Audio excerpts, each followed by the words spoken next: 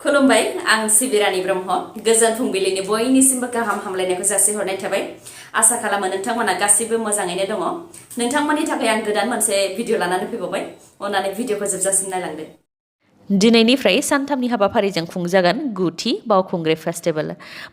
फेस्टिभेलखौ गाजा गोमजायै खुंनो थाखाय गासैबो थाग थियारि जाजोब्बाय 12, 13 आरो 14 सानथामनि हाबाफारिजों खुंनो आखायाव लानाय बावखुंग्रि फेस्टिभेलाव दोरोङारि गेलेनाय गिला गेलेनाय दावला सौलायलायनाय खमलायनाय बायदि बादायलायनायफोरजों लोगोसे साइकेल सालायनाय बादायलायनाय हाजो गाखोनाय बादायलायनाय आरो हाफ माराथन रेस बायदि थागोन हाजो गाखोनाय बादायलायनायाव सेथि देरहागिरिनो बान्था महरै 1 लाख रां नैथि देरहागिरिनो 50,000 आरो थामथिनो 25,000 रां होनाय जागोन बेनि अनगायैबो सा 20नो अननानै बान्था होनाय जागोन आरो गुबुन गुबुन गेलेनाय बादायलायनायावबो बान्था होनाय जागोन बेनि अनगायैबो गासैबो बादायारिफोर सा 450नो साफ्रोमनोबो बिटिसि टुरिजम बिफाननिफ्राय जार्सि टि-शार्ट होनाय जागोन दासिम साइकेल सालायनाय बादायलायनायाव 100नि गोबाङानो बाहागो लानो थाखाय सिगांदों होननानै फोरमायथिदों दोरोङारि गेलेनायनि अनगायैबो दोरोङारि एबा ट्रेडिशनेल फुडनि सायावबो बादायलायनाय थागोन जेरै अनला दाउ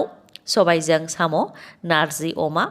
अमा खाजि आरो जौ बिदै बायदिनि सायावबो बादायलायनाया थागोन दावबायारिफोरा बावखुंग्रि हाजो गाखोनानै रंजानाय लानायजों लोगोसे बायदि दोरोङारि जानाय लोंनायनि सायावबो रंजानायखौ लानो हागोन मख'नो गोनांदि बावखुंग्रि फेस्टिभेलखौ बोसोरफ्रोमबो बैसागुनि सिगां क'क्राझाराव खुंनाय जायो क'क्राझाराव गोबां बिबांनि हाथियार बोखांनो हादों मोननै गुबुन गुबुन जायगायाव अपारेशन खालामनानै गोबां बिबांनि हाथियार बोखांनो हादों क'क्राझार पुलिसा बिटिआरनि स्पेशल डिजिपि LR बिश्नय बिथाङा खौरांगिरि मेल खुंनानै फोरमायथिनाय बायदिब्ला क'क्राझारनि एसपि आरो एडिशनेल एसपि बिथांमोननि दैदेननायाव उल्टापानि हाग्रा ओनसोल आरो सेलेखागुरि ओनसोल मोननै गुबुन गुबुन जायगायाव अपारेशन खालामदोंमोन जेराव गंब्रै AK-47 गंसे M16 राइफल टेलिस्क'पिक स्नेपार राइफल चाइनायाव बानायनाय सेरिलि राइफल गर 130 गोथां गुलि आरो मोनबा मेगजिन बोखांनो हादों LR बिश्नय बिथाङा फोरमायथिबावदों दि बिटिआर गोरोबथानि उनाव NLFV हाथियार दैग्रा आफाद जोनोम जादोंमोन बेनि उनाव NLFV-निफ्रायनो ULB आफाद जोनोम जादों जाय आगस्त दानाव भिडिअनि गेजेरजों ULB आफाद जोनोम जानायखौ फोसावदोंमोन बेनि उनाव अदेबानि सेप्तेम्बर दानावनो पुलिस हान्जाया अपारेशन खालामनानै सानैखौ गावथारदों आरो सा 11खौ एरेस्ट खालामदोंमोन फिन क'क्राझार आरो अदालगुरियाव थानाय NLFV-नि डेजिगनेटेड केम्पनिफ्राय सा 12-13सो केडारफोरा खारनानै थांनाय मार्च दानाव गोदान आफाद दानो नागिरदोंमोन केडारफोरा अरुणाचलनि हाग्रायाव थांदोंमोन होननानै फोरमायथिदों गोदान आफाद जोनोम जाबावनो नागिरनायखौ खौरां मोननानै अपारेशन खालामनायाव साथामखौ गावथारदों साथामनि मादाव सानैखौ चिरां जिल्लानिफ्राय आरो सासेखौ क'क्राझार जिल्लानिफ्राय आरो सानैखौ जोखोम खालामदों बेनि अनगायैबो सा 8खौ एरेस्ट खालामदों होननानै फोरमायथिदों बिसोरनाव सोंनाय फिननाय लानायनि उनावनो अपारेशन खालामनानै हाग्रानिफ्राय बेफोर हाथियारखौ बोखांनो हादों होननानै फोरमायथिदों बेजों लोगोसे बिटिआरनि स्पेशल डिजिपि LR बिश्नय बिथाङा बिटिआरआव गोजोननि थाखाय आयेन बेरेखा खामानि मावनो नांला होननानै खावलायदों सार अन्थाइ गावनायजों अनसुमा बर'नि जिउ खहा अखा बोथोर जागायनाय लोगो लोगोनो मिथिंगायारि फोजोबस्रांनायाबो जागायबाय थाद'नाय गैयै जुब जुब अखा हानाय बारहुंखा बारनाय आरो सारअन्थाइ गावनायाव अनसुमा बर'नि जिउ खहा बे जाथाया बाक्सानि बागानपारायाव जादों जिउ गोमानाय जाथायनि सायाव फोरमायथिनाय बायदिब्ला अनसुमा बर'आ 15 बोसोर बैसोनिमोन बिथाङा बरिमाखा हाइ स्कुलाव थाखो 10 आव फरायनाय फरायसामोन आरो फरायनायाव मोजांमोन होननानै फोरमायथिदों लोगोसे बिथाङा गरिब नखरनिमोन होननानै फोरमायथिदों बेनिखायनो सरकारनिफ्राय अनसुंथाइ मोननो हास्थायदों फोरमायथिबावनाय बायदिब्ला थाद'नाय गैयै अखा आरो बार बारनाय समाव रुंसारि अनसुमा बर'आ न'निफ्राय बाहेरायाव ओंखारलांदोंमोन बे समावनो सारअन्थाइ गावदों जायजों बिथाङा न'नि साखाथियावनो जिउ खोमानो गोनां जादों जाथायखौ खौरां मोननानै पुलिसा जाथायथिलियाव थांनानै जाथायनि सायाव खौरां लाहैदों आरो बिथांनि गोथै देहाखौ उनाव पस्टमर्टेमनि थाखाय दैथायहरदों जुलि जाखानाय संसार जाखानाय आइजोफोरा गुबुन हौवाजों खारनाय आरो हाबा जाखानाय हौवाफोराबो गुबुन आइजोखौ लानानै खारनाय जाथाया दासान्दि जाफ्लेबाय थानाय जाथाय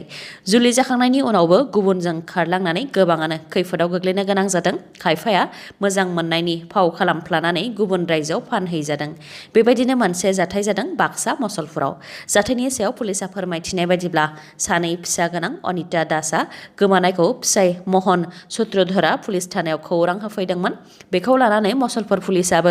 गासैबो पुलिस थानायाव खौरां हरदोंमोन आरो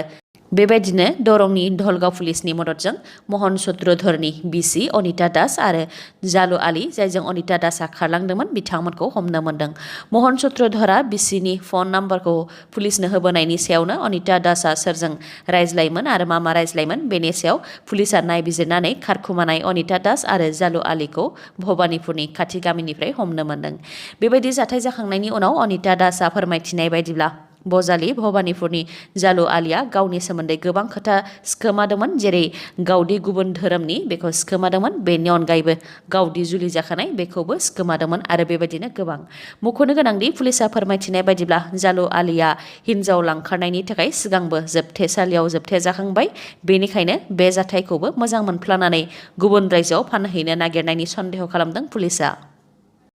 मोननै गुबुन गुबुन जाब्रबथायाव दुखुनांथावै जायगायावनो सानै सुबुंनि जिउ खहा जानाय सानै सुबुंनि मुङा फारियै बिस्वजित मुसाहारि आरो माधव भेगु। बाक्सानि उदालबारियाव जानाय जाब्रबथायाव दुखुनांथावै बिस्वजित मुसाहारिनि जिउ खहा जादों। बाङालिपारानि बिस्वजित मुसाहारिया स्कुटिजों फैबाय थानाय समावनो मिथि मोनै गारिया बिथांखौ सौख्रांनानै गालांदों, जायजों बिथाङा जायगायावनो जिउ खोमानो गोनां जादों। मिथिनो मोननाय बायदिब्ला बिस्वजित मुसाहारि बिथाङा SBI बरमा ब्रान्सनि सासे स्टाफमोन। गुबुन मोनसे जाब्रबथाया धेमाजि जिल्लानि सिमेन्टसापरियाव जादों। धेमाजि जिल्लानि सिमेन्टसापरि पुलिस थानानि सिङाव थानाय सिमेन्टसापरिनि अइल तिनिआलि साखाथिनि खुलाइजननिफ्राय जनाइसिम थांनाय KA 03 HD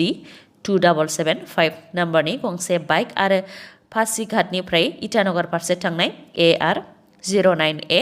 0080 नंनि बलेर' गारिजों मोखांजों मोखां सौग्रावलायदों, जायजों बाइकजों फैबाय थानाय फुलेन्द्र भेगुनि फिसाज्ला माधव भेगुआ जायगायावनो जिउ खोमानो गोनां जादों। गुवाहाटीयाव दासान्दि सानफ्रोमबो लुथिनाय जाथाय। न'नि सोद्रोमाफोरा माब्ला बाहेरायाव ओंखारगोन आरो माब्ला न'आव हाबफैगोन बेनिबो गासै खौरां दंमोन दाखाथिफोरनाव। गुवाहाटी हेंग्राबारिनि कार्बि नामघर लामायाव थानाय बिवेक शर्मानि न'आव जादों लुथिनाय जाथाया। जुलिनि थाखाय न'आव दोनफैनाय गहेना गासै 4 निफ्राय 5 लाख रांसोनि जागौमोन, बेखौ गासैखौबो खावनानै लांजोबनायनि अनगायैबो 43 रोजासो रांखौ लुथिनानै लांदों दाखाथिफोरा।